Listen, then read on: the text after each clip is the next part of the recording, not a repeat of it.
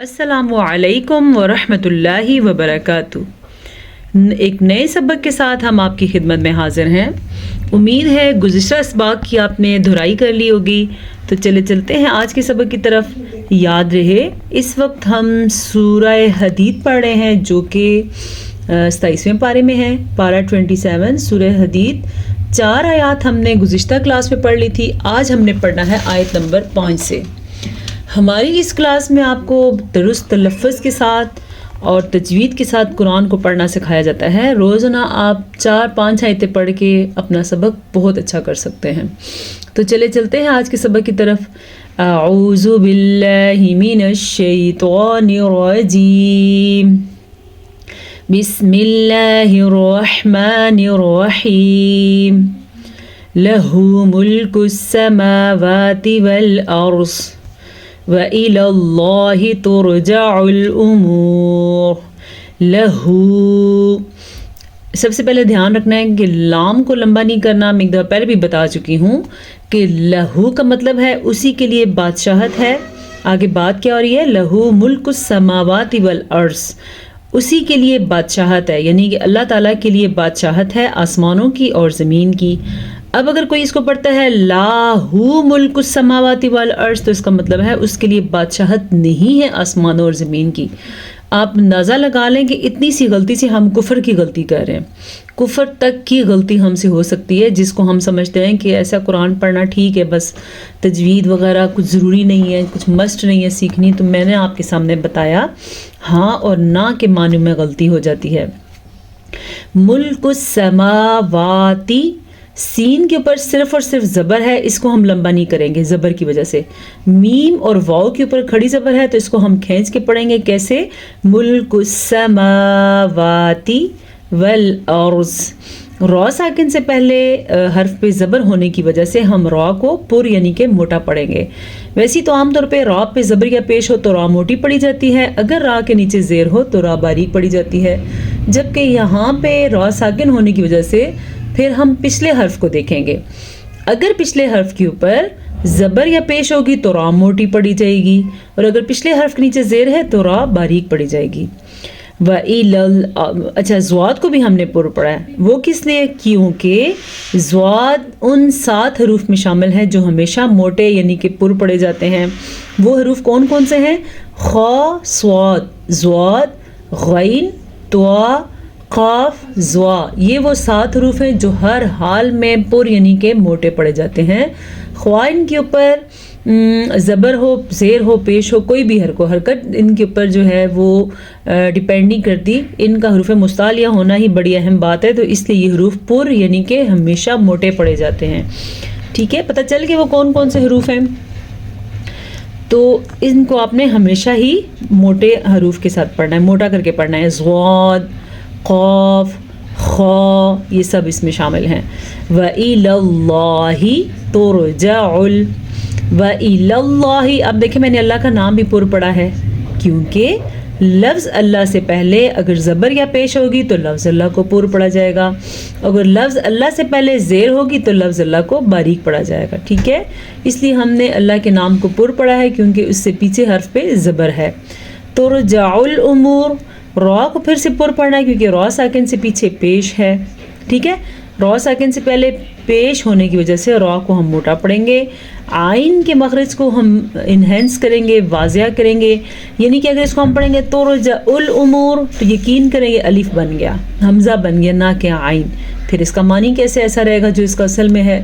تو اسی لیے ہم نے اس کو پڑھنا ہے ترجع الامور، یہ را بھی پر، عین کو واضح کرنا ہے، اور یہاں پہ وقف کی وجہ سے ہو گئی را ساکن۔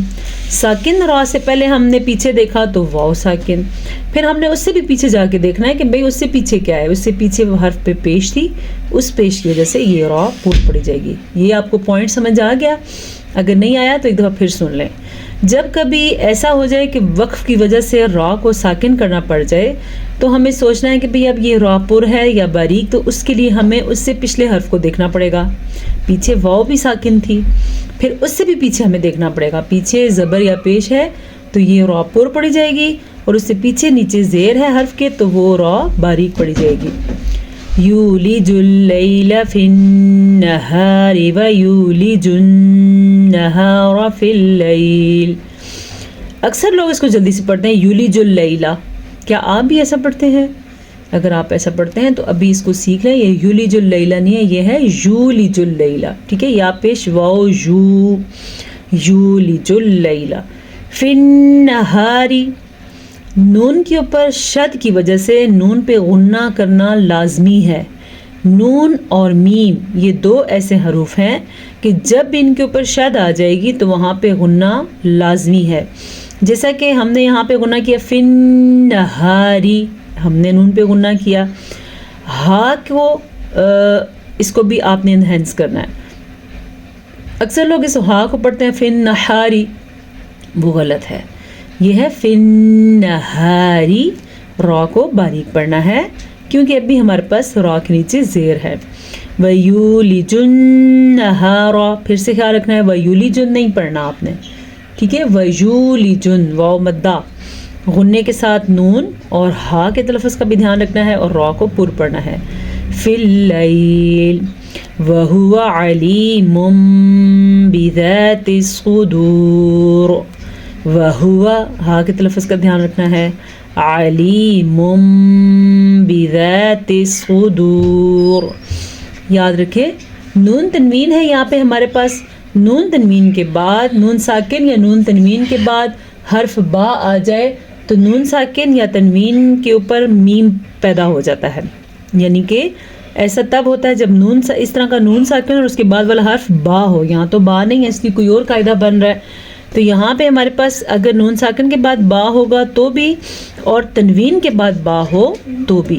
تنوین کے بعد با ہو تو تنوین کو ہم میم میں بدل دیں گے. یہ ہے میم. تنوین کہتے ہیں دو زبر دو زیر دو پیش کو. تو اس کو پھر جب میم میں بدلیں گے تو پھر نون کی آواز نہیں آئے گی. جیسے عام طور پہ ہم علیمٌ پڑھتے ہیں تو ہم اس کو پڑھیں گے علیمٌ، میم کی آواز آئے گی. ٹھیک ہے، کیونکہ ہم نے نون تنوین کو میم میں بدلا ہے، میم کو نہیں بدلا ہم نے. بذات الصدور، صاد کو پر پڑھنا ہے کیونکہ صاد میں نے بتایا تھا پر پڑھے جانے والے حروف میں شامل ہے. وقف کی وجہ سے را پہ ساکن آ جائے گا تو پیچھے دیکھا واو ساکن، اس سے بھی پیچھے دیکھا تو صاد پہ پیش، تب یہ را موٹی پڑھی جائے گی. جیسا کہ باریک پڑھیں گے تو اس کو ہم پڑھیں گے بذات الصدور. یہ باریک پڑھا ہے. اب صحیح پڑھیں گے تو کیا پڑھیں گے بذات الصدور. آمنوا باللہ ورسولہ وأنفقوا مما جعلكم مستخلفين فيه فالذين آمنوا منكم وأنفقوا لهم أجر كبير. آمینو، حمزہ کھڑی زبر آ، کھڑی زبر کا دھیان رکھنا ہے اور میم کو لمبا نہیں کرنا. اب بعض لوگ آمینو پڑھتے ہیں تو یہ غلط ہے. ٹھیک ہے، آمینو، ٹھیک ہے، میم کو لمبا نہیں کرنا. صحیح ہے. باللہ، اچھا جی، باللہ لفظ اللہ سے پہلے زیر ہے تو لفظ اللہ کو ہم باریک پڑھیں گے. ورسولہ، را کو ہم اس میں پر پڑھیں گے کیونکہ را کے اوپر زبر ہے. وَأَنفِقُوا مِمَّا، یہ آ گیا نون ساکن. جب بھی نون ساکن ہوگا تو ضرور اس کے ساتھ کوئی نہ کوئی قاعدہ بن رہا ہوگا. 4 بڑے تجوید کے قاعدے ہیں تو ان چاروں قاعدوں کا تعلق نون ساکن کے ساتھ ہے اور 2 زبر 2 زیر 2 پیش کے ساتھ ہے، یعنی کہ نون تنوین کے ساتھ ہے. نون ساکن یا تنوین کہہ لیں آپ اس کو، ان کے ساتھ تجوید کے بڑے 4 قاعدوں کا تعلق ہے. تو نون ساکن کے بعد ہمارے پاس حروف اخفا میں سے فا آیا ہوا ہے. حروف اخفا ان 15 حروف کو کہتے ہیں جن کی وجہ سے نون کی آواز کو چھپا دیتے ہیں، تنوین میں بھی اور نون ساکن میں بھی. جیسے کہ یہاں پہ نون ساکن کے بعد فا ہے تو یہ حروف اخفا میں سے ہے. حروف اخفا 15 ہیں: تا، ثا، جیم، دال، زال، زا، سین، شین، صاد، ضاد، طوا، ظا، فا، قاف، کاف. یہ 15 حروف اخفا ہیں. جب بھی یہ آئیں گے تو یہ نون ساکن اور نون تنوین کی آواز کو گم کروا دیں گے اور غنّے کے ساتھ گم کروائیں گے. ٹھیک ہے، جیسا کہ ہم اس کو پڑھیں گے وَأَنفِقُوا، قاف کو موٹا کر کے پڑھیں گے. مِمَّا جَعَلَكُم مُسْتَخْلَفِينَ فِيهِ. اچھا، میں نے ابھی آپ کو بتایا تھا کہ نون پیشاد آئے یا میم پیشاد آئے دونوں پہ غنّہ مسٹ ہے. ہم نے اس کو غنّے کے ساتھ پڑھا فِي النَّهَارِ. اب اس کو جب ہم غنّے کے ساتھ پڑھیں گے ہم پڑھیں گے مِمَّا جَعَلَكُم مُسْتَخْلَفِينَ. یہاں پہ میم پیشاد ہے لیکن یہاں پہ ایک قاعدہ بھی ہو رہا ہے. وہ قاعدہ کیا ہے؟ اس کا نام ہے ادغام شفوی. وہ قاعدہ اس طرح ہوتا ہے کہ میم ساکن کے بعد جعلکم مستخلفین، یہاں پہ تجوید کا جو قاعدہ ہے ادغام شفوی ہے، اس کی روح سے ہم غنّہ کریں گے اور یہاں پہ ہونٹ بند ہو جائیں گے غنّہ ادا کرتے ہوئے. کیسے؟ جعلکم مستخلفین. خواہ کے تلفظ کو آپ نے موٹا بھی پڑھنا ہے اور اس کو اپنے مخرج سے بھی نکالنا ہے. یعنی یہ مستخلفین نہیں پڑھنا آپ نے کسی صورت میں، یہ ہے مستخلفین. نون کو لمبا نہیں کرنا. اکثر لوگ پڑھتے ہیں مستخلفینا، نہیں، ورڈ میرے ساتھ ادا کریں تاکہ آپ کو پتہ چلے کہ اس کی ادائیگی کیسی ہے. مستخلفین، مستخلفین. ٹھیک ہے. فی، اکثر لوگ وقف کے حال میں آخر میں جب ہا آ جائے تو اس کو پڑھتے ہی نہیں ہیں، جیسے کہ پڑھتے ہیں فی. کیا آپ بھی ایسا پڑھتے ہیں؟ تو آج سے اپنا تلفظ درست کریں. ہم اس کو پڑھیں گے فی، فی. ٹھیک ہے، یا مدہ بھی ادا کریں گے اور ہا کے مخرج کو واضح کر کے پڑھیں گے. فَالَّذِينَ آمَنُوا مِنكُمْ وَأَنفَقُوا لَهُمْ. فَالَّذِينَ، لام بعض لوگ کیا کرتے ہیں؟ لام کو موٹا کر کے پڑھتے ہیں، یعنی کہ فَالَّذِينَ. لام کسی بھی صورت میں موٹا نہیں پڑھا جاتا، خواہ اس کے اوپر زبر ہو، زیر ہو، پیش ہو، کچھ بھی ہو، لام موٹا ہی نہیں پڑھا جاتا. لام کو ہمیشہ باریک پڑھتے ہیں. فَالَّذِينَ لفظ اللہ کو کچھ کنڈیشن میں پر کر کے پڑھتے ہیں، کچھ کنڈیشن میں باریک پڑھتے ہیں. ٹھیک ہے، لیکن لام کی کوئی بھی قاعدہ نہیں ہے. آمنوا منکم، پھر سے دیکھیں نون کو چھپایا ہے غنّے کے ساتھ کیونکہ یہاں پہ اخفاء کا قاعدہ ہو رہا ہے.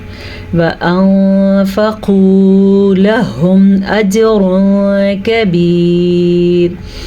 وَأَنفَقُوا، پھر سے نون ساکن کے بعد فا آیا تو ہم نے نون کی آواز کو چھپا کے اور غنّے کے ساتھ پڑھا ہے. قاف کو موٹا پڑھیں گے کیونکہ قاف ہمیشہ ہی موٹا پڑھا جاتا ہے اور قاف کے ساتھ واو ساکن ہے اور قاف میں زبر ہے تو یہ واو مدہ ہوگا. اس کو ہم لمبا بھی پڑھیں گے اور کھینچ کے پڑھیں گے. وَأَنفَقُوا لَهُمْ، لَهُمْ. اگر ہم نے کیا لاہم تو معنی چینج، جیسا کہ لَهُمْ أَجْرٌ كَبِيرٌ، اور ان کے لیے بڑا اجر ہے. کن کے لیے؟ یہ پیچھے بات ہو رہی ہے جو لوگ ایمان لائے اور جنہوں نے اللہ کے راستے میں خرچ کیا، ان کے لیے بڑا اجر ہے. اب کوئی کہتا ہے لاہم اجر عظیم، اجر کبیر، تو وہ کیا کہتا ہے؟ ان کے لیے بڑا اجر نہیں ہے. اسی طرح ہر ایک معنی کو چھوٹا اور بڑا پڑھنے سے، تلفظ چینج کرنے سے، اس کا معنی ہر ایک لفظ کو بڑا چھوٹا کرنے سے، زبر کو کھینچ کے پڑھنے سے، اس طرح کی چھوٹی غلطیاں جن کو آپ سمجھتے ہیں بڑا معنی غلط کروا دیتی ہیں. وَمَا لَكُمْ لَا تُؤْمِنُونَ بِاللَّهِ. وَمَا لَكُمْ، یہاں پہ وما لمبا کریں گے، میم زبر الف، ما الف کی وجہ سے، لکم، پھر وہی بات، لاکم پڑھا تو معنی کچھ اور ہو جائے گا، لکم پڑھا تو اس کا معنی ٹھیک رہے گا. لا تؤمنون، اس حمزہ کی تعریف میں نے آپ کو تجوید کے رولز میں سکھائی تھی گزشتہ کلاسز میں. اس حمزہ کو ہم کہتے ہیں الحمزۃ بصورت الواو، یعنی کہ حمزہ واو کی صورت میں. جب واو کے اوپر حمزہ ہو جائے تو پھر حمزہ پڑھا جائے گا نہ کہ واو. تو مینونا پڑھنے سے آپ نے پرہیز کرنا ہے. یہ ہے مینونا، واو نہیں پڑھیں گے، اس کو ہم حمزہ کا ساکن جھٹکے کے ساتھ پڑھا جائے گا. لا تؤمنون باللہ. لفظ اللہ کو ہم پھر باریک پڑھیں گے کیونکہ لفظ اللہ سے پیچھے زیر ہے. ہا کو ہم نے واضح کر کے پڑھنا ہے. وَالرَّسُولُ يَدْعُوكُمْ لِتُؤْمِنُوا بِرَبِّكُمْ وَقَدْ أَخَذَ مِيثَاقَكُمْ. وَالرَّسُولُ پھر سے را کو موٹا پڑھنا ہے کیونکہ را پہ زبر ہے. يَدْعُوكُمْ دال پہ جھٹکا آپ کو فیل ہوا؟ اس جھٹکے کو کہتے ہیں قلقلہ. دال قاف طا با جیم یہ 5 حروف ہیں. جب ان پہ جزم آ جائے تو جھٹکا ضروری ہے, اسی کو قلقلہ کہتے ہیں. یعنی کہ اس کو ہم نے یدعوکم نہیں بلکہ ہم نے کیا پڑھنا ہے یدعوکم لتؤمنوا. سمجھ آ رہی ہے؟ واو کے اوپر پھر سے حمزہ ہے. الحمزۃ بصورت الواوی, اس کو ہم پڑھیں گے لتؤمنوا. اب اس واو اور اس واو میں فرق یہ واو حمزہ کے بغیر ہے اس لیے یہ واو مدہ ہے, جبکہ یہ واو حمزہ کے ساتھ ہے تو یہ حمزہ ہی ہے, واو نہیں ہے. بربکم را کو پور پڑھنا ہے. وَقَدْ أَخَذَ مِيثَاقَكُمْ إِن كُنتُم مُؤْمِنِينَ. وَقَدْ قاف موٹا اور دال پہ قلقلہ. وَقَدْ کیسے؟ وَقَدْ أَخَذَ خا کو پر پڑھنا ہے. مِيثَاقَكُمْ قاف کو 2 قسم کے قاف ہے, پہلا قاف موٹا اور دوسرا باریک, تو ہم نے اس کو پڑھنا ہے میثاقکم ان کنتم مؤمنین. یہاں پہ بھی اخفاء کا قاعدہ ہے اور یہاں پہ بھی اخفاء کا قاعدہ ہے, جبکہ ان دونوں میں دونوں الفاظ کے درمیان میں ادغام شفوی کا قاعدہ ہو رہا ہے کیونکہ میم ساکن کے بعد دوبارہ سے میم متحرک آ گیا ہے. ان دونوں کو ملا کے غنے کے ساتھ پڑھیں گے تو اس کو ادغام شفوی کہتے ہیں. حمزہ کے اوپر ساکن ہے, جھٹکا ہوگا. پھر سن لے نون اخفاء کے ساتھ اور ساتھ غنے کے ساتھ. تم مؤمنین غنہ اور پھر حمزہ کو واضح کر کے پڑھنا ہے. آج بھی ہماری 4 آیات ہوگی اور اتنی کافی ہیں. اجازت دیجیے, آپ کے پاس ہم پھر حاضر ہوں گے نئے سبق کے ساتھ. السلام علیکم ورحمۃ اللہ وبرکاتہ.